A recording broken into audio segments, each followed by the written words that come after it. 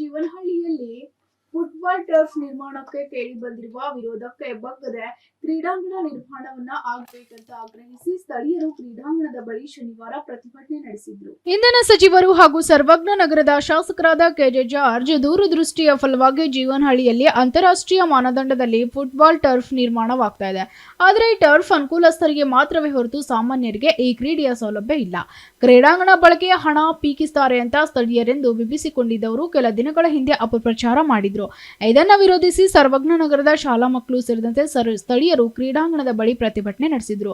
ಸಚಿವ ಕೆಜೆ ಜಾರ್ಜ್ ಅವರನ್ನ ಆದಷ್ಟು ಬೇಗ ಕ್ರೀಡಾಂಗಣವನ್ನ ಕಟ್ಕೊಡ್ಬೇಕು ಅಂತ ಒತ್ತಾಯಿಸಿ ಪ್ರತಿಭಟನಾಕಾರರು ಜೀವನಹಳ್ಳಿಯಲ್ಲಿ ಇಂಥ ಗುಣಮಟ್ಟದ ಕ್ರೀಡಾಂಗಣವನ್ನ ಬರ್ತಾ ಇರುವುದು ಸಹಿಸದ ವಿರೋಧಿಗಳು ಇಂತಹ ಅಪಪ್ರಚಾರದಲ್ಲಿ ತೊಡಗಿದ್ದಾರೆ. ಇಂತಹ ಟೊಳ್ಳು ಬೆದರಿಕೆಗೆ ಬಗ್ಗದೆ ನಮ್ಮ ಶಾಸಕರು ಕ್ರೀಡಾ ಸೌಕರ್ಯವನ್ನು ಒದಗಿಸಬೇಕು ಅಂತ ಆಗ್ರಹಿಸಿದ್ದಾರೆ. Sarvagna Nagar sports and cultural welfare association ಹಾಗೂ ಸಚಿವ ಕೆಜೆ ಜಾರ್ಜ್ ಅವರ ವಿಶೇಷ ಮುತುವರ್ಜಿಯಿಂದ ಸಿಎಸ್ಆರ್ ಅನುದಾನದಲ್ಲಿ ಜೀವನಹಳ್ಳಿಯಲ್ಲಿ ಸ್ಪೋರ್ಟ್ಸ್ ಕಾಂಪ್ಲೆಕ್ಸ್ ಹಾಗೂ ಫುಟ್ಬಾಲ್ ಟರ್ಫ್ ನಿರ್ಮಿಸಲಾಗಿದೆ. ಕಾಂಪ್ಲೆಕ್ಸ್ ನೆಲ ಅಂತಸ್ತಿನಲ್ಲಿ ಯೋಗ ಜಿಮ್ನಾಶಿಯನ್ ಹಾಗೂ ಮೊದಲ ಅಂತಸ್ತಿನಲ್ಲಿ 2 ಬ್ಯಾಡ್ಮಿಂಟನ್ ಕೋರ್ಟ್ ಹಾಗೂ ಫುಟ್ಬಾಲ್ ಟರ್ಫ್ ಸುತ್ತಲೂ ವೀಕ್ಷಕ ಗ್ಯಾಲರಿ ಸಿದ್ಧವಾಗ್ತಾ ಇದೆ. ಆಧುನಿಕ ಶೈಲಿಯಲ್ಲಿ ಎದ್ದು ನಿಂತಿರುವ ಕ್ರೀಡಾ ಸಂಕೀರ್ಣ ಮಕ್ಕಳಿಗೆ ಕ್ರೀಡಾ ಸ್ಫೂರ್ತಿಯ ತಾಣವಾಗಲಿದೆ ಅಂತ ಸ್ಥಳೀಯರು ಹೇಳಿದ್ದಾರೆ. ಕ್ರೀಡಾಂಗಣ ತಲೆ ಎತ್ತುವ ಮೊದಲೇ ಸಂಜೆ ನಂತರ ಸ್ಥಳೀಯರು ವಿಶೇಷವಾಗಿ ಮಹಿಳೆಯರು ಮಕ್ಕಳು ಈ ಕಡೆ ಬರಲು ಭಯ ಪಡ್ತಾ ಇದ್ದಾರೆ.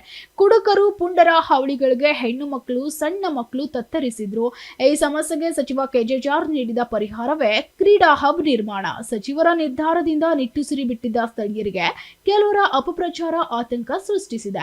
ಕನಸಿನ ಕ್ರೀಡಾಂಗಣದ ಯೋಜನೆ ಕೈ ಬಿಡಬಾರದು ಅಂತ ಆಗ್ರಹಿಸಿ ಜೀವನಹಳ್ಳಿ ಜನ ಇಂದು ಪ್ರತಿಭಟನೆ ನಡೆಸುವಂತಾಯಿತು. Bureau report, SSV news, Mysuru.